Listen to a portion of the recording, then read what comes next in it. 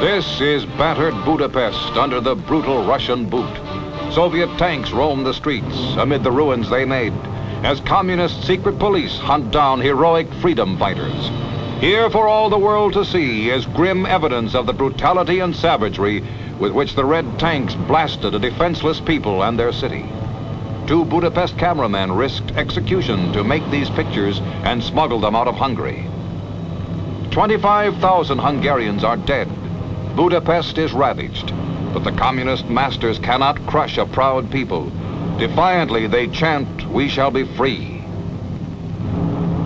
Refusing to live under Soviet tyranny, refugees stream into Austria. They flee with little more than the clothes on their backs. At journey's end, they can smile again. Border guards beckon the refugees on as they brave the quicksand of an icy quagmire.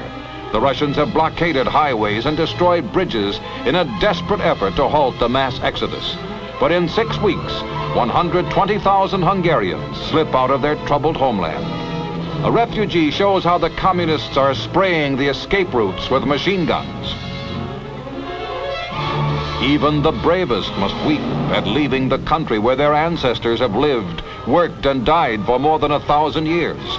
A flag marks the border as the flight to freedom goes on.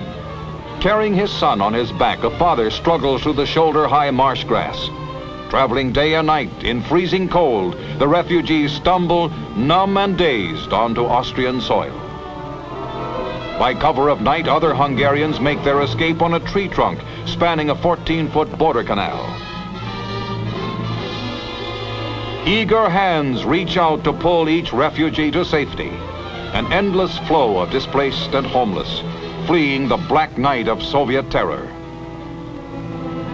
Austrian relief agencies provide transportation to 63 refugee camps, where the uprooted Hungarians are housed and fed. None are turned back despite crowded conditions. 1,300 refugees find asylum in Holland, one of 16 countries offering new homes to the latest victims of communist inhumanity. The free world, which suffered through Hungary's gallant struggle for freedom, opens its hearts to the homeless masses.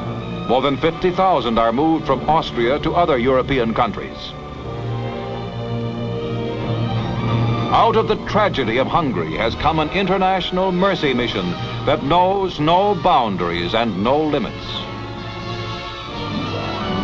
Daily in Vienna, trains wait to take the children of Soviet oppression to a new home and a new life.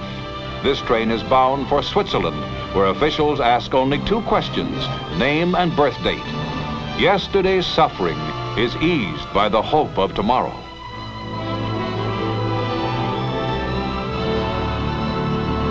At the American Embassy in Vienna, crowds wait in the streets for admission to the United States. President Eisenhower offers asylum to 21,000, and officials work around the clock to speed them on their way. The first plane load arrives at McGuire Air Force Base in New Jersey.